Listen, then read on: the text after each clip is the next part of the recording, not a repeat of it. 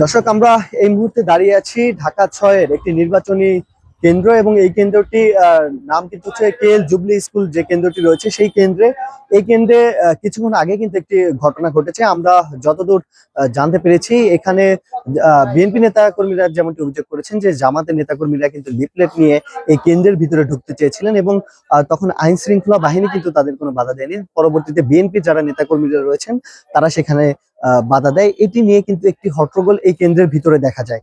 তবে জামাতের যারা নেতাকর্মীরা রয়েছেন তারা যেমনটি বলছেন যে তারা তাদের একটি প্রয়োজনীয় কাজে কিন্তু এই কেন্দ্রের ভিতরে ঢুকতে চেয়েছিলেন এবং ঠিক তখনই বিএনপি নেতাকর্মীরা সেই কেন্দ্রের মধ্যে ঢুকেন এবং সেখানে ঢুকে কিন্তু প্রিজাইডিং অফিসার সহ জামাতের নেতাকর্মীদের মারধর করা হয়। তবে প্রিজাইডিং অফিসার কিন্তু যেমনটি জানিয়েছেন যে তাকেও কিন্তু বিএনপি নেতাকর্মীরা মারধর করেছে।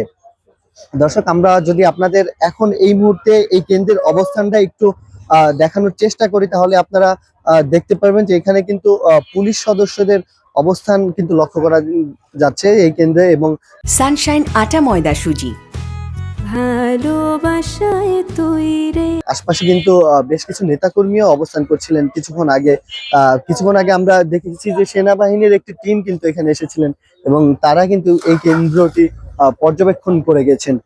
ভোটের আর মাত্র কয়েক ঘন্টা বাকি, রাত পোহালেই কিন্তু ত্রয়োদশ জাতীয় সংসদ নির্বাচনের ভোট গ্রহণ শুরু হবে।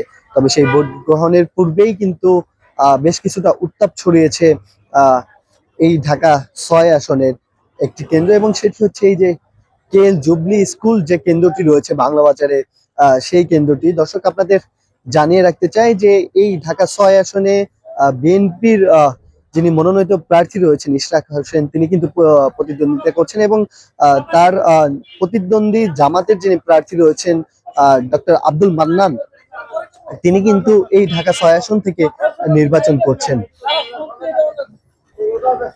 এই নির্বাচনকে কেন্দ্র করে কিন্তু একটি ঘটনা বেশ কিছুক্ষণ আগে এই আসনে ঘটে গেছে।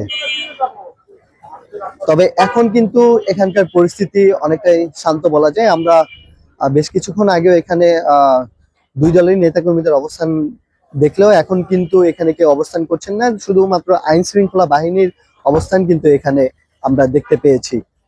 দর্শক, এই ছিল আমার কাছে সর্বশেষ ঢাকা ৬-এর একটি নির্বাচনী কেন্দ্র জুবলি স্কুল থেকে।